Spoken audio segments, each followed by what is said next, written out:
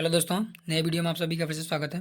और आज हम लोग बात क्या करने वाले हैं, जो यूपीएससी ईपीएफओ के जरिए जो एपीएफसी ईओ और एओ 2025 के लिए जो एग्ज़ाम हुआ है, तो उसके बारे में आज हम लोग बात करने वाले हैं। कंप्लीट बात करेंगे कि ओवरऑल जो पेपर कैसा रहा और इसका डिफ़िकल्टी लेवल कैसा था, 2023 के मुकाबले कैसा रहा। और फाइनली बात करेंगे कि कट ऑफ कितना हो सकता है, इसका जा सकता है कि कितने मार्क्स अगर आपके बन रहे हैं तो आप लोग क्या अपने इंटरव्यू की तैयारी कर सकते हैं शुरू। तो चलिए इसी के ऊपर बात कर लेते हैं। तो पहले सबसे पहले तो ये बता देते हैं आपको, जैसे आप लोगों को सभी को पता होगा कि इसमें कितने टाइम मिलता है, 2 घंटे मिलता है। पूर्णांक कितना होता है अपना, 300 मार्क्स का पूर्णांक होता है। और इसमें क्वेश्चन टोटल कितने आते हैं, तो क्वेश्चन आपको पता होगा कि 120 क्वेश्चन आते हैं। इसमें पहले क्या होते हैं, 20 क्वेश्चन इंग्लिश के होते हैं। उसके बाद में क्या होता है हमारे, जैसे कि कंप्यूटर हो गया, अकाउंटिंग हो गया, उसके बाद में industrial relation and labour law हो गया, या फिर जैसे कि हमारा हिस्ट्री ज्योग्राफी बाकी जो भी जीएस का पोर्शन होता है वो सारा का सारा आता है। उसके बाद में कुछ क्वेश्चन मतलब कि मैथ और रीजनिंग के भी आ जाते हैं। तो आप लोग देख रहे होंगे, मैं आपको पूरा ओवरऑल दिखाता हूँ, क्योंकि पूरा हम लोग सॉल्व करके तो यहाँ पे नहीं कर सकते अभी। उसका अगर आप लोग कहेंगे तो उसको भी सॉल्व कर दिया जाएगा। परंतु मैं आपको अभी बता देता हूँ कि जैसे कि आप पूरा देख लीजिए एक बार पेपर। जैसे कि अभी क्या 108 आए देख रहे होंगे, हिस्ट्री का क्वेश्चन है ये। और इसके बाद में देख रहे होंगे लास्ट क्या हमारा 120 फाइनली, यानी कि 120 क्वेश्चन टोटल आते हैं और हिंदी और इंग्लिश दोनों में होते हैं। तो अभी बात कर लेते हैं कि इसका कट ऑफ कितना जा सकता है। और अगर आपके इतने मार्क्स बन रहे हैं तो आप लोग क्या अपनी इंटरव्यू की तैयारी शुरू कर सकते हैं। फाइनली अगर बात की जाए तो कट ऑफ कितना जा सकता है, वैसे तो आपको पता होगा कि जो 2023 था, तो जो 2023 में क्या कितना कट ऑफ गया था, तो आप लोगों को पता होगा एपीएफसी के लिए कितना गया था।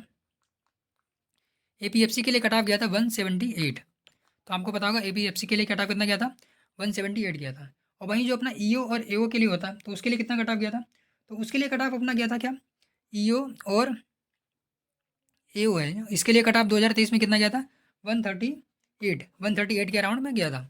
तो अगर बात की जाए तो 2023 के मुकाबले, यानी कि 2023 के मुकाबले क्या 2025 में पेपर जो था टफ था या फिर ईजी था।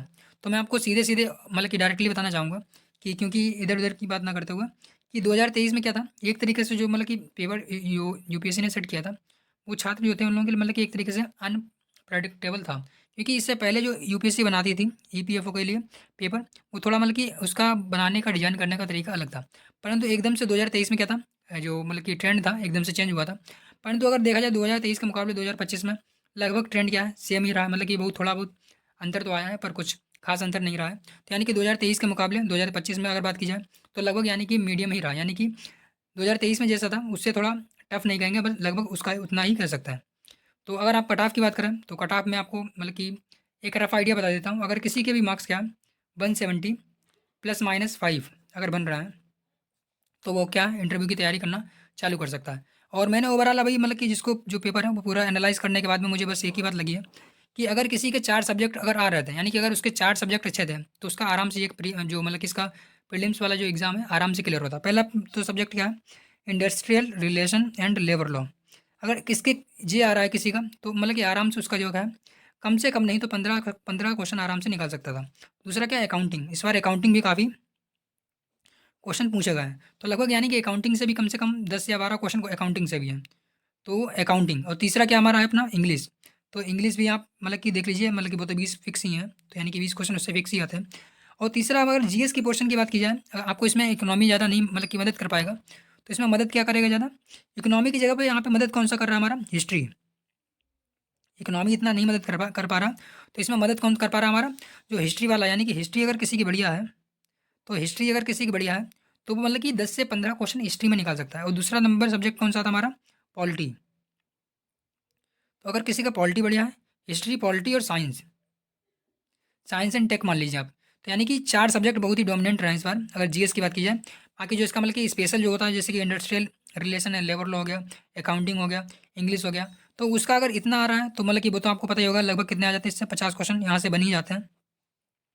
उसके बाद में अगर जीएस वाले बात की जाए तो जीएस में आपको बस किस पे आप फोकस करना था, हिस्ट्री पे फोकस करना था, पॉलिटी पे, साइंस एंड टेक्नोलॉजी। अगर इन 3 सब्जेक्ट पे अगर फोकस कर लेते हैं तो यहाँ से भी आप लगभग कितने 30 क्वेश्चन आराम से निकाल सकते थे। और वहीं एक बात की जाती है कि जो हमारा आता है क्या, math and reasoning, maths and reasoning.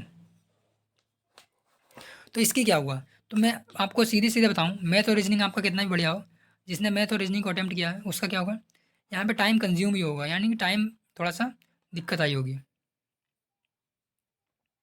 तो यानी कि टाइम में प्रॉब्लम आई होगी। और पहली बात तो क्या है, मैथ और रीजनिंग में आपको क्या एक क्वेश्चन को सॉल्व करने में बल्कि क्या लगेगा, 1 से 2 मिनट लग जाएंगे। वहीं आपके पास टाइम कितना है, 1 मिनट के लिए एक क्वेश्चन, यानी कि एक क्वेश्चन आपको 1 मिनट में करना है, क्योंकि 120 क्वेश्चन है और आपको कितने मिनट में करना है, यानी कि 2 घंटे, यानी कि 120 मिनट में ही करना है। तो सीधी-सीधी अगर बात की जाए मतलब कि पेपर ओवरऑल क्या है, बहुत ही लेंथी है।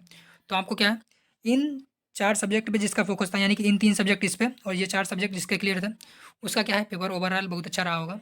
और अब बात की जाती है कि कट ऑफ तो मैंने बता ही दिया, और ओवरऑल मतलब कि 2023 के मुकाबले 2025 में भी मैंने बता दिया कि कैसा रहा।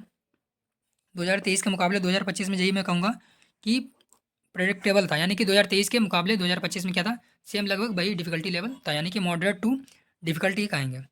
और उसके बाद में अगर बात की जाए कि इसके लिए अगर प्लान बी क्या हो सकता है, यानी कि प्लान बी अगर किसी को देखना है, प्लान बी क्या हो सकता है इसके लिए, तो प्लान बी की बात मैं सीधे-सीधे आपको बताऊँ कि प्लान बी कोई इसके लिए एक जो यूपीएससी ईपीएफओ है, वो अपने आप में ही एक प्लान है, किसके लिए, जो आईएएस की तैयारी करते हैं, जो एस्पिरेंट क्या है आईएएस की तैयारी करता है, तो आईएएस की तैयारी करने वालों के लिए ही प्लान बी क्या होता है, एपीएफसी ईपीएफओ होता है। तो ईपीएफओ का जो एग्ज़ाम होता है वो अपने आप में ही क्या है, एक प्लान बी है। तो इसके लिए कोई प्लान बी नहीं होगा। ये किसका प्लान बी है, आईएएस जो तैयारी कर रहे हैं यूपीएससी की, तो उसका प्लान ऑलरेडी यूपीएफओ है।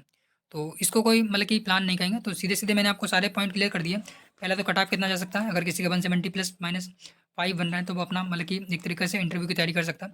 दूसरा 2023 के मुकाबले 2025 में कैसा रहा, तो मॉडरेट टू डिफ़िकल्टी रहा, बहुत हार्ड नहीं रहा, ना ही बहुत ज़्यादा ईज़ी रहा। और उसके बाद में किया जाए कट ऑफ तो मैंने बता दिया, प्लान बता दिया। उसके बाद में प्लान भी क्या है, ये अपने आप में ही प्लान है। तो इस प्रकार से मैंने क्या सारे पॉइंट आशा की है क्लियर कर दिया, और ये भी बता दिया कि इस बार कितने सब्जेक्ट जो थे डोमिनेंट रहे थे। अगर किसी के क्या इंडस्ट्रियल रिलेशन एंड लेवल अगर अच्छा था तो आराम से उसका क्लियर हो गया होगा। अकाउंटिंग, इंग्लिश, हिस्ट्री, पॉलिटी और क्या कहते हैं साइंस एंड टेक्नोलॉजी, अगर इतने सब्जेक्ट क्लियर था तो उसका एग्जाम क्या है आराम से क्लियर हो रहा होगा। बाकी आप लोगों के अगर कोई और सुझाव या फिर कोई क्वेश्चन है तो आप लोग कमेंट में बता सकते हैं। तो चलिए मिलते हैं फिर नेक्स्ट वीडियो में। बाकी आप लोग क्या कर लीजिएगा, वीडियो को लाइक कर लीजिएगा और चैनल को सब्सक्राइब भी कर लीजिएगा।